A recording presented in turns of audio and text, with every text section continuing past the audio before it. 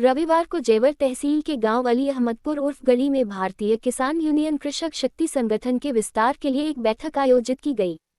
गांव निवासी ऋतुराज छोकर द्वारा आयोजित बैठक की अध्यक्षता कुंवरपाल सिंह ने तथा संचालन संगठन जिलाध्यक्ष गौतम बुद्ध नगर हरिओम सिंह ने किया।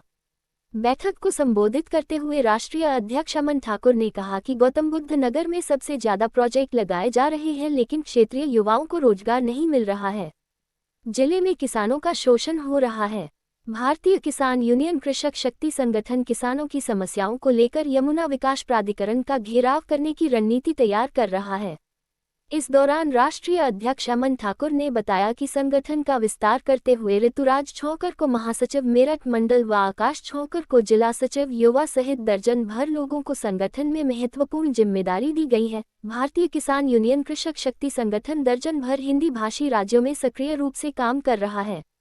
बैठक को राष्ट्रीय संरक्षक HP छोकर, राष्ट्रीय प्रवक्ता रविंद्र प्रधान, राष्ट्रीय महासचिव मुकेश गौर, राष्ट्रीय सचिव अंसार अहमद, रोहताश भाटी, रंजीत नंबरदार, अशोक प्रधान, निरंजन गौर, प्रमोद भाटी, रोहताश छोकर, जिलाध्यक्ष बुलंदशहर अनिल भाटी आदि ने संबोधित किया।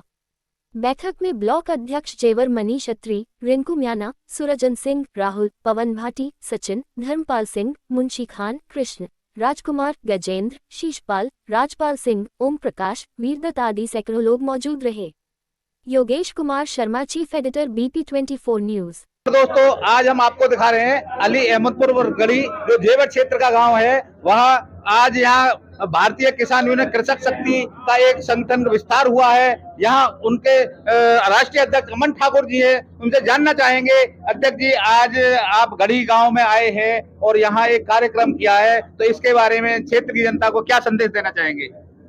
देखिए, सबसे पहले मैं आपका आभार व्यक्त करता हूँ, आपके चैनल का आभार व्यक्त करता हूँ। लगातार आप गरीब किसान मजदूर की आवाज को बुलंद करने का काम कर रहे हैं।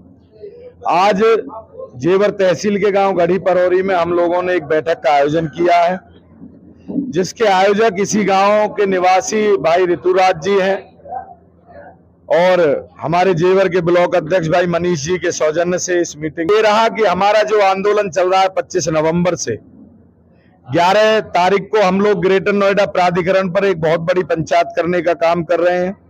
सारे लोग मजबूती से उसमें जाएं और एक हमारा बहुत बड़ा संगठन विस्तार हुआ है। बहुत सारे नौजवानों ने, बहुत सारे बुजुर्गों ने संगठन की सदस्यता को ग्रहण किया है।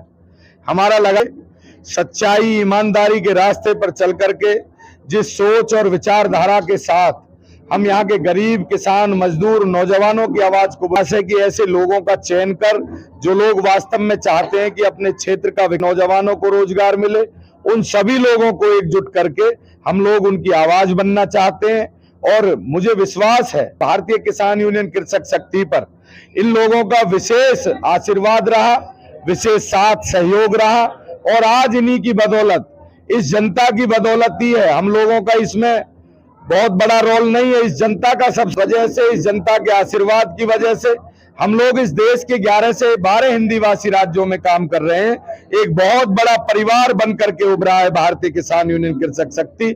इसीलिए हम लोग गांव-गांव जाकर के अपनी जो मूलभूत समस्याएं हैं, किसानों की मूलभूत समस्याएं हैं, उन पर आवाज उठाने का काम कर रहे हैं और हमारा जो उद्देश्य है, हमारा जो मूल मंत्र है, उसको जनता के बीच में बताने का काम कर रहे हैं। साथियों, 800 रुपए मीटर में, 900 रुपए मीटर में मैं आज आपको पीड़ा सुना रहा हूँ। अपने आप को मैं सजग कर रहा हूँ, सतर्क कर रहा हूँ। सतर्क रहिए। 800 रुपए मीटर में, 900 रुपए मीटर में हमने अपनी जमीनों को विकास के लिए दिया था साथियों। आज 900 रुपए मीटर में पेंट का कपड़ा नहीं आता साथियों, पेंट का कपड़ा नहीं आता है। फिर हमने उस लड़ाई को लड़ा। 64.7% का अतिरिक्त प्रतिकर ग्रेटर नोएडा प्राधिकरण ने और यमुना प्राधिकरण ने देने का काम किया। मात्र 14 से 15 लाख रुपए बीघे में हमने बड़ी बछेड़ा जैसे गांवों से लड़ाई को मजबूती के साथ में लड़ना पड़ेगा। चौधरी चरण सिंह कहा करते थे, हम सब मिलकर किसानों की, मजदूरों की, असहाय की लड़ाई मजबूती से लड़ सके। मैं इन्हीं शब्दों के साथ अपनी वाणी को विराम देता हूँ। जय जवान, जय किसान। आपसे बिल्डरों को और पता नहीं व्यापारियों को ये बेच रहे हैं और हमारी आपसे यही कहना है कि जैसे प्रधान जी ने बताया कि महिपालपुर में किसी भी लोकल आदमी को कोई व्यापार नहीं मिला, यहाँ भी सुनने को यही मिल रहा है कि जेवर एयरपोर्ट पे दूर दराज के लोगों को, किसी को कैंटीन का ठेका दिया जा रहा है, किसी को पार्किंग का ठेका दिया जा रहा है।